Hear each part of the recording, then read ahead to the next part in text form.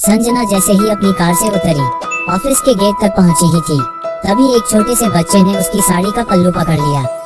Mummy तुम मुझे छोड़कर क्यों चली गई? संजना अपना पल्ला छुड़ा कर बोली, अरे कौन है तू और क्या बकवास कर रहा है? इससे पहले कि बच्चा कुछ कहता, गेटकीपर भागता हुआ आया और बोला, माफ करना मैडम, मैं इसे देखता हूँ, आप जाइए।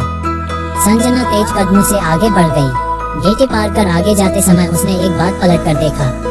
गेटकीपर उस बच्चे को भगा रहा था, लेकिन वो बार बार अंदर जाने की जिद कर रहा था। संजना लिफ्ट की ओर बढ़ गई। अपने केबिन में पहुंचकर वह काम में जुट गई। बहुत ज्यादा काम पेंडिंग था। दोपहर कब हो गई पता ही नहीं चला। लंच के समय वह अपना खाना खाने बैठी, तभी उसे उस बच्चे की बात याद आ गई। संजना ने जल्दी से अपना टिफिन खत्म किया और वह उस गेटकीपर के पास पहुंच गई। संजना ने इधर उधर देखा, लेकिन बच्चा कहीं नजर नहीं आया। गार्ड भैया, वो बच्चा कौन था?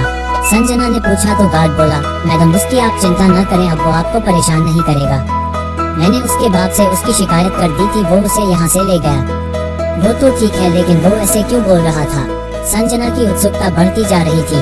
गार्ड ने कहा, भले घर का बच्चा है मैडम, उसकी माँ बोली इसी बिल्डिंग में साफ सफाई का काम करती थी। उसका बाप शराबी है, सारा दिन शराब पीकर पड़ा रहता है। एक दिन जब वो घर पहुंची तो पति पत्नी में झगड़ा हो गया। गौरी का सिर दीवार में लगा और वो चल बसी। अब ये बच्चा यही घूम घूम कर भीख मांगता है। इस बिल्डिंग में आने वाली बहुत सी लेडीज को अपनी माँ समझकर पीछे पड़ जाता है। आप नहीं है इसलिए आपको अजीब से लगा? संजना ने दुखी होते हुए पूछा, लेकिन आपने उसके बाप से क्या कहा? गार्ड बोला, मैंने उससे कहा कि अगर आज के बाद ये बच्चा यहाँ नजर आया तो तुझे पुलिस में पकड़वा दूंगा। वह उसे मारते हुए घर ले गया। दुख तो बहुत हुआ, लेकिन कर भी क्या सकते हैं, इसकी रोज कंप्लेंट आती है।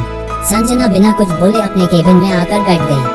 वह एक गहरी सोच में पड़ गई। उस मासूम बच्चे का चेहरा बार बार उसके सामने आ रहा था। आज उसकी वजह से उस बच्चे की पिटाई हो गई। उसका बाप पता नहीं उसके साथ क्या करेगा। अगले दिन ऑफिस आजे टाइम भी वो बच्चा नहीं दिखा। संजना को इसी तरह 3 दिन बीत गए। एक दिन उसने फिर से गार्ड से कहा, गार्ड भैया वो बच्चा दिखा क्या? मुझे उसकी बहुत चिंता हो रही है, आप पता करो ना उसके बारे में। गार्ड ने हाँ में सिर हिलाया। अगले दिन संजना जल्दी से ऑफिस के गेट पर पहुंची। गार्ड ने उसे जो बताया उसके पैरों तले जमीन खिसक गई। मैडम वो बच्चा तो अस्पताल में भर्ती है। उस शराबी ने उसे बहुत मारा। वह डर और मार को सह न सका और बेहोश हो गया। पड़ोस के कुछ लोग उसे अस्पताल में दाखिल कर आए हैं। संजना ने कहा, उसके पास अब कौन है? गार्ड बोला, कोई नहीं है मैडम, अब पता नहीं वो जिंदा भी है या नहीं। मर गया तो उसे लावारिस समझकर उसकी क्रिया कर देंगे। जिंदा बच गया तो फिर से वही बाप के जुर्म सहने के लिए तैयार हो जाएगा। संजना अंदर से तड़प उठी। एक बार ही सही उसने उसे मम्मी कहा था। वह गार्ड से अस्पताल का पता पूछकर अस्पताल पहुंच गई। वहां उसने पता किया तो उसे एक सरकारी वार्ड में पाया। वह अभी भी बेहोश था। संजना ने डॉक्टर से पूछा। डॉक्टर बोला, मैडम कहाँ थी आप? ये बच्चा आपको कितना याद कर रहा था। अभी इसे नींद का इंजेक्शन दिया है। वैसे अब ठीक है। आपको अपने बच्चे का ध्यान रखना चाहिए। और इसे इतनी बेरहमी से किसने मारा?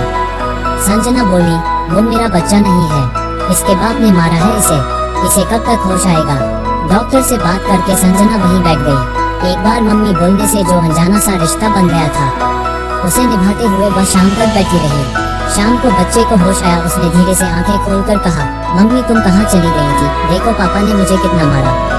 संजना ने उसे प्यार से गले लगा लिया। बस बेटा, अब तुझे कोई नहीं मारेगा। तभी पीछे से अविनाश जी की आवाज आई, हाँ और अब मम्मी भी तुझे नहीं छोड़कर जाएगी। संजना ने अपने पति को सारी बात फोन पर बताई थी। 2 दिन बाद संजना और अविनाश बच्चे को अपने घर ले आए।